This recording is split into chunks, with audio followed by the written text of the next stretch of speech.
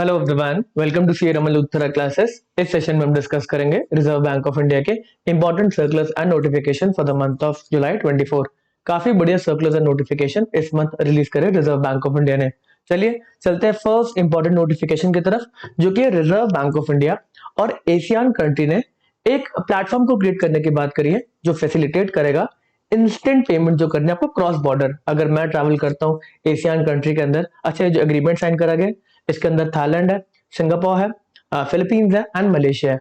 अगर मैं यहाँ से ट्रैवल करता हूँ और मेरे को इंस्टेंट पेमेंट करनी है, रिटेल पेमेंट्स करनी है, तो कहीं ना कहीं पहले बहुत कैश का यूज होता था, बट आजकल आपका फास्ट पेमेंट सिस्टम आ गया है। इंडिया के अंदर यूपीआई चल ही रहा है, ऐसे ही और भी कंट्रीज के अंदर उनका खुद का फास्ट पेमेंट सिस्टम है। अब इसको इंटीग्रेट करने की बात करी जा रही है। चलिए पढ़ते क्या लिखा गया। Reserve Bank of India and Asian country ने एक प्लेटफॉर्म को क्रिएट करने की बात करी है, जो फैसिलिटेट करेगा instantaneous cross border retail payment, हमारे लिए आसान करेगा। अगर इंडिया की बात करें तो हमारे पास यूनिफाइड पेमेंट इंटरफेस यूपीआई है, ऐसी और भी कंट्रीज के पास उनका खुद का फास्ट पेमेंट सिस्टम है, इसको इंटीग्रेट कर दिया जाएगा। रिजर्व बैंक ऑफ इंडिया ने प्रोजेक्ट नेक्सस को ज्वाइन करा, जो मतलब बेनिफिट करेगा, जो सॉल्व करेगा प्रॉब्लम को, ताकि क्रॉस बॉर्डर रिटेल पेमेंट थोड़ा सा इजीली हो सके। ठीक है, अगर इसमें बात करें जो कंट्रीज ने साइन करे एग्रीमेंट, वो है Malaysia, Philippines, Singapore and Thailand. Okay, अगली न्यूज आती है। जो एक्सिम बैंक है, export import bank of India है, उसने एक लाइन ऑफ क्रेडिट दिया है 2.5 मिलियन यूएस डॉलर का रिपब्लिक ऑफ गयाना को। ये किस लिए दिया गया? एक solar photo voltaic power plant लगेगा उनके एक एयरपोर्ट पे, छेदी जगन इंटरनेशनल एयरपोर्ट। अब ये क्यों दिया जाएगा इतना बेनिफिट, ये क्रेडिट क्यों दिया गया? तो ये जनरली दिया जाता है ताकि इंडिया के कुछ जो एक्सपोर्टर वहां पे सामान भेज रहे हैं तो उनको थोड़ी सी आसानी हो जाए। मतलब ये एक तरह का इंडियन एक्सपोर्टर को बेनिफिट प्रोवाइड करने की बात करी गई है। यहाँ पे जो क्रेडिट दिया गया उस गवर्नमेंट को दिया गया, फॉरेन गवर्नमेंट को दिया गया, बट वो पेमेंट्स किसको करेगी? जो यहाँ से एक्सपोर्ट हो रहा है, इंडिया से ही माल जा रहा है, उसी के रिस्पेक्ट में दिया गया। यहाँ पे क्या लिखा गया? जो भी क्रेडिट प्रोवाइड करा गया इस अग्रीमेंट में लिखा गया, आपको जो भी हम क्रेडिट दे रहे हैं उसके अंदर 75% जो कॉन्ट्रैक्ट का प्राइस है वो इंडिया से सेल होना चाहिए, इंडिया से जाना चाहिए। ठीक है जी, और बाकी 25% आप कहीं और से मंगवा सकते हैं। ठीक है, थर्ड पॉइंट आता है remittance to international financial service centres under LRS, liberalised remittance scheme. पहले ये लिबरलाइज्ड रेमिटेंस स्कीम होती है, अगर आपको इंडिया के बाहर यूएस डॉलर्स खर्च करने हैं तो उसके रिस्पेक्ट में लिमिट है, जो कि 2,50,000 यूएस डॉलर्स। आपको बाहर कोई भी पेमेंट करनी है, आपको पढ़ाई करनी है बाहर जाके, तो हर एक इंडिविजुअल के रिस्पेक्ट में ये लिमिट है एक फाइनेंशियल ईयर के अंदर। अब इस रिस्पेक्ट में अगर हम इंटरनेशनल फाइनेंशियल सर्विस सेंटर्स की बात करें, जो कि गिफ्ट सिटी गुजरात के अंदर है, यहाँ पर जो मार्केट को बनाया गया ये फॉरेन मार्केट को ही मतलब केटर करने के लिए बनाया गया है। यहाँ पे जो भी फाइनेंशियल प्रोडक्ट या फिर फाइनेंशियल सर्विसेज दी जा रही है वो फॉरेन मार्केट को केटर करेंगी, वो बाहर के लोगों को केटर करेंगी। इस रिस्पेक्ट में बोला गया है कि अब जो रेजिडेंट इंडिविजुअल है, जो हम है, वो भी एक करेंसी अकाउंट जो कि फॉरेन करेंसी में होगा। अगर आपको इंडियन करेंसी में खोलना तो अपने बैंक में यहाँ पे आके खोल लोगे ना, बट अगर आपको एक फॉरेन करेंसी अकाउंट खोलना है तो आप IFSC international financial service centre के अंदर जो बैंक है वहां पे जाके खोल सकते हैं। अब ये क्यों खोलोगे आप? अगर आपको कोई सर्विस, कोई फाइनेंशियल सर्विस या फिर फाइनेंशियल प्रोडक्ट परचेज करना है इंटरनेशनल फाइनेंशियल सर्विस सेंटर से, तो आप इस अकाउंट का यूज करके पेमेंट कर सकते हैं। इसी के साथ साथ अगर आपको फॉरेन में पेमेंट करनी है तो भी आप इस अकाउंट का यूज करके, जो कि फॉरेन करेंसी में डिनोमिनेटेड है, इसको यूज करके आप इंटरनेशनल पेमेंट्स भी कर सकते हैं। यहाँ पर आप फॉरेन करेंसी में पैसे को रख सकते हैं। ठीक है ना, आपको रुपये में पैसा नहीं रखना, आपको डॉलर्स में पैसा रखना है, तो आप ये अकाउंट जाके इंटरनेशनल फाइनेंशियल सर्विस सेंटर्स के अंदर खुलवा सकते हैं। इससे पहले भी कुछ पेमेंट्स अलाउड थी। अगर आप इन्वेस्टमेंट्स कर रहे हो इंटरनेशनल फाइनेंशियल सर्विस सेंटर्स के थ्रू सिक्योरिटीज के अंदर, तभी भी आप लिबरलाइज्ड रेमिटेंस स्कीम के अंदर वो 2.5 लाख डॉलर्स का यूज करके सिक्योरिटीज को परचेज कर सकते हो। साथ ही साथ एक यूनिवर्सिटी भी खुली है गिफ्ट सिटी गुजरात में, जो फॉरेन यूनिवर्सिटी है, डेक्कन यूनिवर्सिटी का एक मतलब कॉलेज वगैरह खुला है। तो इस रिस्पेक्ट में जो आपको पेमेंट्स करनी है, एजुकेशन की फीस देनी है, वो भी आपको फॉरेन करेंसी में देनी होगी, तो उसका भी आप यूज कर सकते हैं लिबरलाइज रेमिटेंस स्कीम के अंदर पेमेंट्स करने के लिए। ठीक है ना, फॉरेन यूनिवर्सिटी को डेक्कन यूनिवर्सिटी खुली है ना गिफ्ट सिटी के अंदर। ठीक है, अगली इंपॉर्टेंट नोटिफिकेशन आती है जो कि है बेसल 3 कैपिटल रेगुलेशंस के रिस्पेक्ट में। इसमें क्रेडिट रेटिंग एजेंसी के बारे में कुछ बातें बोली गई हैं। सबसे पहली बात, ब्रिकवर्क मोटर रेटिंग, जो इंडिया की ये वाली रेटिंग एजेंसी है, उसको हटा दिया गया था कि इससे आप रेटिंग नहीं करवाएंगे। तो इसके रिस्पेक्ट में एक बार फिर से बोला गया, कोई भी फ्रेश रेटिंग आप brickwork rating India private limited से नहीं करवाएंगे। अच्छा, बेसल 3 के अंदर ये रेटिंग का क्या रिक्वायरमेंट है?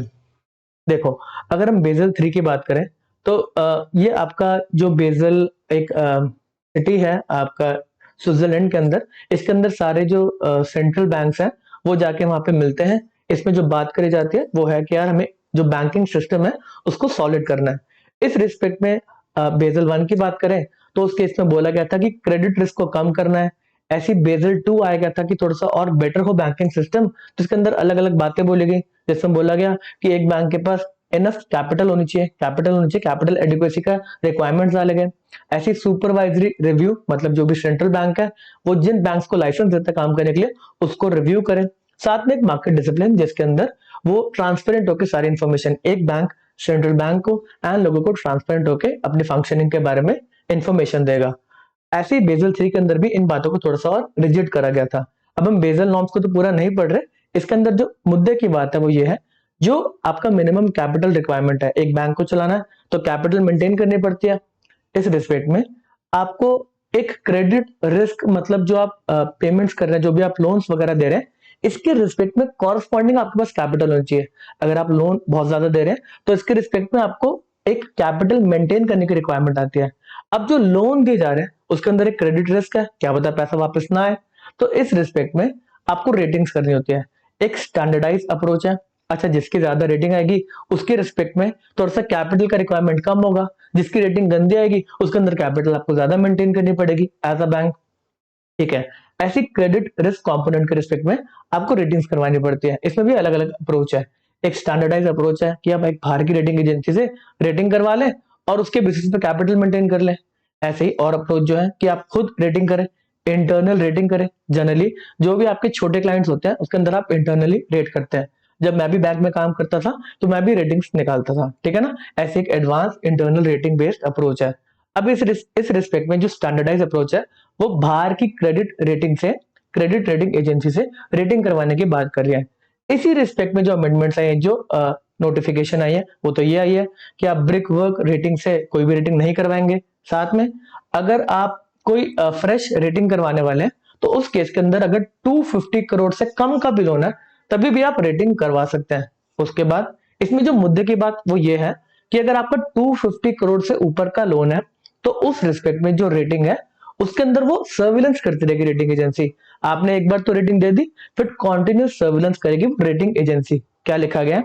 In case of existing rating assigned to working capital facilities exceeding 250 crore, the credit rating agency shall undertake rating surveillance only till the next renewal. Renewal जब तक नहीं होगा, जब तक अगला रेन्यूअल होगा तब तक उसको उसको सर्विलेंस देना है उस क्रेडिट रेटिंग एजेंसी को जो भी रेटिंग दी गई है।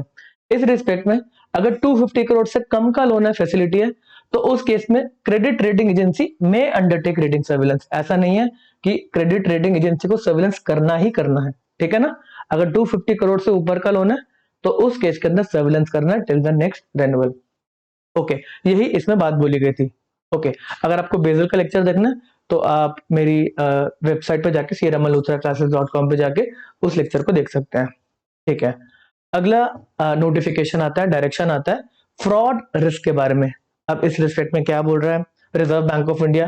देखो, फ्रॉड का रिस्क है तो इस रिस्पेक्ट में हम चाहते हैं कि सारे के सारे बैंक एक फ्रेमवर्क बनाए जिसके अंदर वो प्रिवेंट करेंगे फ्रॉड को होने से या फिर अर्ली डिटेक्शन का काम करेंगे। अगर आपको दिख रहा है फ्रॉड होने वाला है तो फटाफट आप लॉ एनफोर्समेंट एजेंसीज को बताओ कि ये देखो ये वाला बंदा फ्रॉड कर रहा है। आप रिजर्व बैंक ऑफ इंडिया को बताओ कि ये बंदा फ्रॉड कर रहा है। अगर नाबार्ड की बात करें, अगर आप आरआरबी है, रीजनल रूरल बैंक, उस केस के अंदर आपको नाबार्ड को बताना है कि आपके साथ फ्रॉड हो रहा है, आपके बैंक के साथ फ्रॉड हो रहा है। तो इस रिस्पेक्ट में आपको खुद एक फ्रेमवर्क को बनाना है जो कि अर्ली वार्निंग सिग्नल्स देगा कि देखो फ्रॉड वाला काम हो रहा है। साथ में एक रेड फ्लैगिंग ऑफ अकाउंट करा जाएगा। अगर काफी आपको अर्ली वार्निंग मिल रही है, अलग अलग आपके फ्रेमवर्क के अंदर अलग अलग पॉइंट्स में आपको वार्निंग मिल रही है, तो आप उस अकाउंट को रेड फ्लैग कर देंगे कि यार ये वाला अकाउंट है, इसके अंदर काफी ईडब्ल्यूएस के इंडिकेटर आ गए हैं, तो फ्रॉडुलेंट एक्टिविटी हो सकती है, सस्पिशन है, तो आप रेड फ्लैग कर देंगे उसको। अब इसमें रिपोर्टिंग कहाँ करी जाएगी? अगर प्राइवेट बैंक है, फॉरेन बैंक है और जो अमाउंट ऑफ फ्रॉड है वो 1 करोड़ से नीचे का है तो उस स्टेट की पुलिस को, ठीक है, 1 करोड़ से ऊपर का है तो स्टेट की पुलिस को, साथ में सीरियस फ्रॉड इन्वेस्टिगेशन ऑफिस जो SFIO है, ये कहां पर है, ये मिनिस्ट्री ऑफ कॉर्पोरेट अफेयर्स में आता है, कंपनीज एक्ट का एक पार्ट है। ठीक है, साथ ही साथ आपको रिपोर्ट करना है इस फ्रॉड को, SFIO को, एक फ्रॉड मॉनिटरिंग रिटर्न सिस्टम के अंदर जो कि रिजर्व बैंक ऑफ इंडिया चलाता है। ठीक है, ऐसे ही पब्लिक सेक्टर बैंक्स के इसके अंदर ये जो अमाउंट है 1 करोड़ का, ये बढ़ के 6 करोड़ हो जाता है। Public sector banks and RRB के अंदर अगर 6 करोड़ से कम का फ्रॉड है तो आप पुलिस को बताएंगे, FIR वगैरह कराएंगे। अगर 6 करोड़ या उससे ज्यादा का है तो CBI यहां पर आ जाएगा, सेंट्रल ब्यूरो ऑफ इन्वेस्टिगेशन। ठीक है, इसके बाद आपको सारे के सारे जो भी इंस्टेंसेस हैं फ्रॉड के, उसको फ्रॉड मॉनिटरिंग रिटर्न सिस्टम जो ऑनलाइन पोर्टल है उस पर उसको डालना है। ठीक है, इसके अंदर थोड़ी सी और बात बोली गई है, जो भी आपका एग्जाम, जो भी आप लोन वगैरह दे रहे हैं उसके अंदर आपके बैंक के एम्प्लॉयज मिले होते हैं। कल काफी लोग तो करते हैं ना, वो असेसमेंट्स वगैरह होती है, बट क्या इस बात में बोल रहे हैं, इस डायरेक्शन में बोल रहे हैं कि अगर आपको लगता है कि यहाँ पे जो फ्रॉड वगैरह हो रहा है उसमें कोई आपका ही पर्सन इन्वॉल्व है, एक बैंक का पर्सन इन्वॉल्व है, तो कह रहा है यहाँ पर आप ज्यादा ध्यान रखेंगे। अगर 3 करोड़ या उससे ऊपर का फ्रॉड हो रहा है तो उसके अंदर जो स्टाफ की अकाउंटेबिलिटी उसको फिक्स करेंगे। मेरे बड़े सारे स्टूडेंट्स, NABFID जो ऑर्गेनाइजेशन है, ऑल इंडिया फाइनेंशियल इंस्टीट्यूशन, इस पे भी ये वाली डायरेक्शन लगती है। तो काफी सारे जो बच्चे हैं जो क्रेडिट असेसमेंट के अंदर है, तो वो कहते हैं कि इसमें बड़ी ज्यादा दिक्कत होती है जब हम असेसमेंट करते हैं काफी बड़े बड़े लोन का, तो ये अकाउंटेबिलिटी की बात काफी आ जाती है। तो इस पॉइंट के ऊपर काफी सारे बच्चे जो NABFID के अंदर है वो थोड़ा सा घबराते हैं। ठीक है ना, आपको सिर्फ एग्जाम के लिए पढ़ना है, तो 3 करोड़ से ऊपर का है तो अकाउंटेबिलिटी फिक्स करनी है स्टाफ की। ठीक है, साथ ही साथ कोई भी आपका फ्रॉड वगैरह हो रहा है तो आपको CRILC जो सेंट्रल रिपोजिटरी है, जो आप लार्ज क्रेडिट के ऊपर इंफॉर्मेशन देते हैं, एक सेंट्रल रिपोजिटरी इंफॉर्मेशन वहां पे दी जाती है, आपको विद इन 7 डेज जो भी रेड फ्लैग्ड अकाउंट है उसके रिस्पेक्ट में रिपोर्टिंग करनी है, ताकि बाकी सारा जो बैंक का सिस्टम है, इको सिस्टम है, हर एक बैंक को पता चल जाए। किसी और बैंक के पास से कोई लोन लेने के लिए आ रहा है तो कहेगा नहीं नहीं आपका तो रेड फ्लैग्ड है अकाउंट, आपको हम पैसा नहीं देंगे। ठीक है, इसी रिस्पेक्ट में जो ये फ्रॉड के रिस्पेक्ट में डायरेक्शन आई थी, ये कमर्शियल बैंक्स एंड RRB के लिए आई। इसके बाद उसी दिन ये वाली डायरेक्शंस जो अर्बन कोऑपरेटिव बैंक है, स्टेट कोऑपरेटिव बैंक है, उनके लिए भी आ गई। अब इस केस के अंदर रिजर्व बैंक ऑफ इंडिया को आपको इन्फॉर्मेशन देनी है, बाकी रिजर्व बैंक ऑफ इंडिया आगे जिसको भी कंप्लेंट वगैरह करनी है वो कर लेगा। ठीक है ना, तो यहाँ पर पुलिस का बताने का काम अर्बन कोऑपरेटिव बैंक को नहीं दिया, वो RBI के थ्रू होगा। ऐसे ही NBFC के केस के अंदर भी यही बात है। NBFC के केस के अंदर जो बड़ी NBFC है जिनका एसेट साइज 500 करोड़ या उससे ऊपर है, उसके ऊपर ये फ्रॉड रिस्क मैनेजमेंट की डायरेक्शन लगती है, मतलब इससे नीचे जो है उसके ऊपर नहीं लगेगी NBFC में। अब इसके अंदर भी आपकी 4 लेयर होती है, एक टॉप लेयर होती है, एक अपर लेयर होती है, middle layer and base layer. इसमें बोला जिसका 500 करोड़ या उससे अबव का एसेट साइज है उसके ऊपर डायरेक्शन लगेंगे। इनको भी जो इन्फॉर्मेशन है फ्रॉड के रिस्पेक्ट में उसको रिपोर्ट करना है, फ्रॉड मॉनिटरिंग रिटर्न जो ऑनलाइन पोर्टल है उसके ऊपर। ठीक है, अगला नोटिफिकेशन आती है जो कि bank finance against shares and debentures. अब ये सिर्फ कोऑपरेटिव बैंक के रिस्पेक्ट में बात करी जा रही है कि आपका कितना एक्सपोजर हो सकता है शेयर्स एंड डिवेंचर्स के केस के अंदर। आप सिक्योरिटी में शेयर्स और डिवेंचर ले रहे हैं और उसके अगेंस्ट लोन दे रहे हैं, तो यहाँ पर जो सीलिंग थी पहले वो थी 20% ऑफ देयर ओन्ड फंड, खुद के पैसे का 20% तक आप लोन दे सकते हैं शेयर्स एंड डिवेंचर्स के अगेंस्ट। अब यहाँ पर क्लैरिटी दी गई है कि 20% कौन सी कैपिटल का है, तो इसमें क्लैरिटी दी गई Tier 1 कैपिटल का। Tier 1 कैपिटल जो सॉलिड कैपिटल खुद का पैसा है, इसके बारे में अगर आपको और क्लैरिटी चाहिए तो अगेन बेसल 3 के लेक्चर के अंदर Tier 1 कॉमन, Tier 1 जो होता है, Tier 2 होता है, सारी की सारी कैपिटल को एक्सप्लेन कर रखा है। तो यहाँ पे जो 20% की बात है वो Tier 1 कैपिटल के रिस्पेक्ट में करी गई है। ठीक है, अगली नोटिफिकेशन आती है स्मॉल वैल्यू लोन्स के बारे में, जो कि प्राइमरी अर्बन कोऑपरेटिव बैंक्स के रिस्पेक्ट में बोला गया है। तो इनको बोला गया अर्बन कोऑपरेटिव बैंक को कि यार आपको एटलीस्ट 50% जो आप लोन दे रहे हैं ना, 50% जो पोर्टफोलियो है वो स्मॉल वैल्यू लोन्स के होने चाहिए। अब ये स्मॉल वैल्यू क्या है, तो 25 लाख तक का लोन या फिर 0.2% ऑफ देयर Tier 1 कैपिटल। उस बैंक की जो 0.2% की Tier 1 की कैपिटल है उतने तक का आप जो लोन दे रहे हो उसको स्मॉल वैल्यू कंसिडर करा जाएगा। 25 लाख या फिर आपका 0.2% ऑफ Tier 1 कैपिटल। अब इसके अंदर भी एक लिमिट लगाई गई है, अगर आपके पास बहुत ज्यादा कैपिटल है Tier 1 की तो 0.2% किसी भी केस में 1 करोड़ से ऊपर का नहीं हो सकता। तो स्मॉल वैल्यू के अंदर मैक्सिमम क्या आ सकता है, 25 लाख तक का लोन या फिर 1 करोड़ तक का लोन। अब ये 1 करोड़ की कैलकुलेशन कैसे होगी, 0.2% ऑफ टीयर 1 कैपिटल। अगर आपकी टीयर 1 कैपिटल बहुत ज्यादा है तो मैक्सिमम आपका स्मॉल वैल्यू का जो लोन है वो कंसिडर करा जाएगा, वो 1 CR तक है। ठीक है। अब इस रिस्पेक्ट में जो नोटिफिकेशन आई है वो ये है कि यार 50% वाले टारगेट जो है स्मॉल वैल्यू लोन के वो नहीं कर पा रहे, तो बोला आपके लिए हम एक पाथ लेकर आ रहे हैं, आप धीरे धीरे इस लोन को मतलब धीरे धीरे इस परसेंटेज को 50 पे ले जाओ। इस बार की बात करी 31 मार्च 25 तक आप 40% जो लोन है वो स्मॉल वैल्यू के लोन्स का देने का ट्राई करो और उसको 50% तक ले जाओ 31 मार्च 2026 तक। ठीक है। अगली डायरेक्शन आते हैं, काफी इंपॉर्टेंट डायरेक्शन है, जो कि है wilful defaulters and large defaulters के बारे में। इसमें जो मोस्ट इंपॉर्टेंट है वो डेफिनेशन दी है कि विलफुल डिफॉल्टर है क्या। अगर विलफुल डिफॉल्ट की बात करें तो आप विलफुल डिफॉल्ट आपको कब बोलेंगे, जब आपके पास पैसा पड़ा, आपने लोन ले रखा है बट आप रीपे नहीं कर रहे।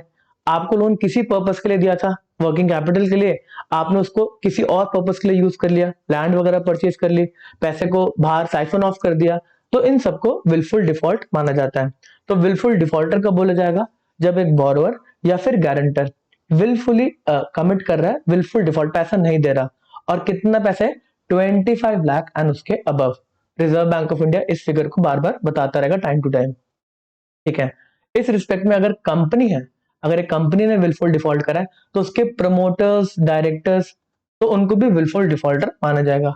अगर कोई एंटिटी अदर देन कंपनी, तो उस केस के अंदर उस एंटिटी का जो इंचार्ज है उसको माना जाएगा विलफुल डिफॉल्टर।